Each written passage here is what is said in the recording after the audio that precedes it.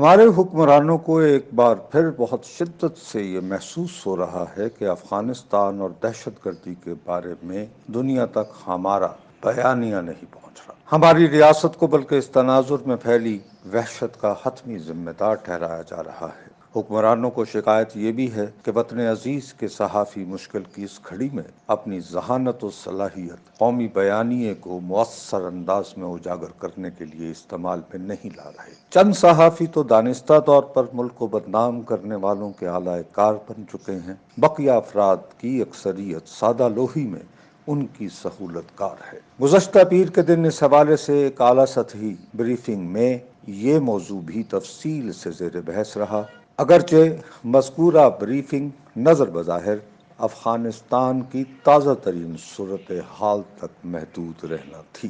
عملی صحافت سے عرصہ ہوا ریٹائر ہو جانے کے باوجود مجھے پیر کے روز ہوئی بریفنگ کی بابت اس شام ہی کافی تفصیلات کا پتہ چل گیا تھا۔ میں انہیں اس کالم میں دہرانا نہیں چاہتا۔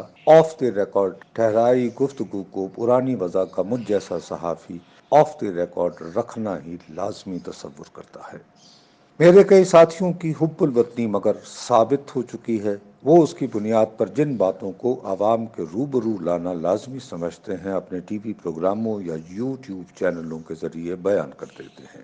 مجھے ان جیسا اعتماد ہرگز میسر نہیں، کونے میں بیٹھ کر دہی کھانے کو ترجیح دیتا ہوں۔ ویسے بھی ہاتھ کو جنبش نہیں والے مرحلے میں داخل ہو چکا ہوں۔ غالب وہاں پہنچنے کے باوجود آنکھوں میں تو دم ہے والی بڑک لگاتے تھے، میری آنکھوں پر لیکن کالا موتیا نقب لگانے کے مواقع ڈھونڈ رہا ہے۔ ہر 2 یا 3 گھنٹے بعد دوائی کے قطرے ڈال کر اسے بھگانے کی کوشش کرتا ہوں۔ پیر کے روز ہوئی بریفنگ میں تاہم ہمارے چند ریٹائر ہوئے سفارتی اور عسکری حکام نے نہایت سنجیدگی سے یہ تجویز بھی دی کہ پاکستان کو اپنا بیانیہ دنیا تک پہنچانے کے لیے جدید ترین آلات سے لیس ایک ٹی وی چینل قائم کرنا چاہیے، اس کی زبان انگریزی ہو۔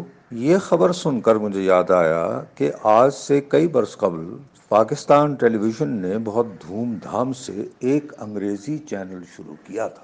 آصف علی زرداری نے بطور صدر اس کا افتتاح کیا۔ اس تقریب کی میزبان ہماری ایک نہایت بردبار اینکر سدرا اقبال تھیں۔ میں بھی اس تقریب میں موجود تھا۔ پاکستان ٹی وی کے انگریزی چینل سے کئی برس قبل ریڈیو پاکستان نے بھی انگریزی کا ایک چینل کھولا تھا۔ جنرل مشرف نے اس کا افتتاح کیا تھا۔ وہ اسٹوڈیوز میں تشریف لائے تو مائک کے روبرو میں اور ریڈیو کی حتمی آواز محترمہ موہنی حمید کی صاحبزادی کمل نصیر بیٹھے ہوئے تھے۔ حکام کا خیال تھا کہ ہم رسمی خیر مقدم کے بعد جنرل صاحب سے چند روایتی فقرے کہلوا کر بات ختم کر دیں گے۔ اس حوالے سے مجھے مروا نہ دینا والے احکامات بھی دیے گئے تھے۔ جنرل صاحب مگر مائک کے روبرو آئے تو بہت ڈھٹائی سے میں نے انہیں بتایا کہ ریڈیو پاکستان نے یہ چینل دنیا بھر میں پھیلے سامعین کو تازہ اور اہم ترین خبریں دینے کے لیے قائم کیا ہے۔ میں ذات کا رپورٹر ہوں۔ یہ کیسے ہو سکتا ہے کہ جنرل مشرف ہمارے افتتاحی پروگرام میں آئیں اور کوئی چونکا دینے والی خبر دیے بغیر محض رسمی کلمات ادا کرنے کے بعد رخصت ہو جائیں؟ جنرل صاحب ذاتی طور پر کھلے ڈلے آدمی تھے۔ میں نے شہدی تو فخر سے اعلان کر دیا کہ پاکستان کا چین کے ساتھ گوادر بندرگاہ کے تناظر میں ایک ایسا بندوبست ہونے والا ہے جو شاہراہ قراقرم کی تعمیر سے بھی کہیں زیادہ تاریخ ساز ثابت ہوگا۔ جنرل صاحب کی گفتگو نشر ہوتے ہی ان کی بتائی خبر تمام عالمی خبر رساں ایجنسیوں نے اچک کر دنیا بھر میں پھیلا دی۔ سی پیک کی کہانی در حقیقت اس دن سے شروع ہوئی تھی۔ ایک لمحے کو تسلیم کر لیتے ہیں کہ چونکہ ریڈیو پاکستان اور پی ٹی وی سرکاری ملکیت ہیں، اس لیے وہاں ہوئی گفتگو کا لوگ اعتبار نہیں کرتے، اسے محض پروپیگنڈا شمار کرتے ہیں۔ بی بی سی کی ورلڈ سروس کے لیے بھی لیکن تمام تر سرمایہ برطانوی حکومت کی وزارت خارجہ، جی ہاں، وزارت خارجہ کے بجٹ سے دیا جاتا ہے۔ سوال اٹھتا ہے کہ مذکورہ حقیقت کے باوجود بی بی سی کے ذریعے نشر ہوئی خبر کو دنیا سنجیدگی سے کیوں لیتی ہے؟ ہمارے حکمرانوں کو مشورے دینے والے اکابرین اس سوال پر لیکن کبھی غور نہیں کریں گے۔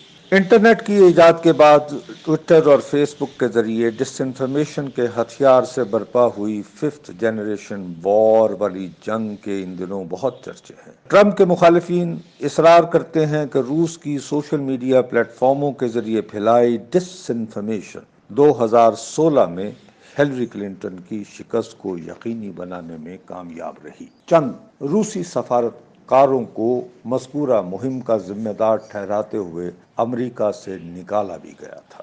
ان دنوں کی جو بائیڈن انتظامیہ ایران اور چین پر بھی امریکہ کے خلاف میڈیا مہم چلانے کا الزام لگا رہی ہے۔ امریکی سیاست ویسے بھی اندھی نفرت و عقیدت میں تقسیم ہو چکی ہے۔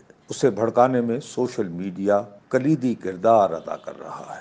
اس کے باوجود مگر منگل ہی کے دن بائیڈن امریکی سینٹ سے $1 کھرب خرچ کرنے کی منظوری لینے میں کامیاب رہا۔ یہ رقم امریکہ میں جدید ترین سڑکیں اور پل تعمیر کرنے کے لیے خرچ ہوگی۔ دیہاتوں کو اس کی بدولت انٹرنیٹ کے تیز ترین کنیکشن بھی فراہم ہوں گے۔ مبینہ طور پر روس، چین اور ایران کی جانب سے امریکہ پر مسلط کردہ ففتھ جنریشن وار امریکی سینٹ کو نام نہاد وسیع تر قومی مفاد میں یگانگت دکھانے سے روک نہیں پائی ہے۔ مذکورہ مثال کے ذریعے فقط یہ عرض کرنا مقصود ہے کہ پروپیگنڈا کسی ملک کے بیانیے کو مؤثر انداز میں لوگوں کے روبرو لانے میں یقیناً اہم ترین کردار ادا کرتا ہے۔ محض پروپیگنڈا مگر حتمی کردار کا حامل نہیں۔ امریکہ دنیا کو وہ پہلا ملک ہے جس نے پروپیگنڈا کو ایک علم کے طور پر متعارف کروایا۔ اس کی مبادیات و حرکیات سے آگہی کے لیے یونیورسٹیوں میں ابلاغ کے شعبے قائم ہوئے۔ ہالی ووڈ بھی امریکہ ہی میں ہے۔ وہاں بنائی فلمیں دنیا بھر میں اربوں ڈالر کماتی ہیں۔ امریکہ ہی نے نیٹ فلکس کے ذریعے لائیو سٹریمنگ متعارف کروائی ہے۔ امریکہ کی اشتہاری کمپنیوں نے میکڈونلڈ اور KFC وغیرہ کو دنیا بھر میں روزمرہ زندگی کا حصہ بنا دیا ہے۔ ہر خطے میں جینز پہننے کا رواج بھی ان اشتہاری کمپنیوں کی بدولت ہوا۔ ہنر پروپیگنڈا پر کامل اجارہ داری اور اس ضمن میں بے پناہ سرمایہ کاری کی قوت رکھنے کے باوجود امریکہ مگر افغانستان میں اپنا سودا بیچ نہیں پایا۔ 20 سال تک اس ملک میں ہر جنگی ہتھیار استعمال کرنے کے باوجود بالآخر طالبان سے معاہدے پر مجبور ہوا۔ یاد رہے کہ اس کا معاہدہ طالبان نامی تنظیم سے نہیں، امارت اسلامی افغانستان سے ہوا ہے۔ اسی باعث جب امریکی حکومت کے ترجمان یہ دعویٰ کرتے ہیں کہ وہ طالبان کی بزور قوت کابل پر قبضہ کرنے والی حکومت کو تسلیم نہیں کریں گے تو مجھ جیسے عامیوں کا پنجابی زبان والا ہاسا چھوٹ جاتا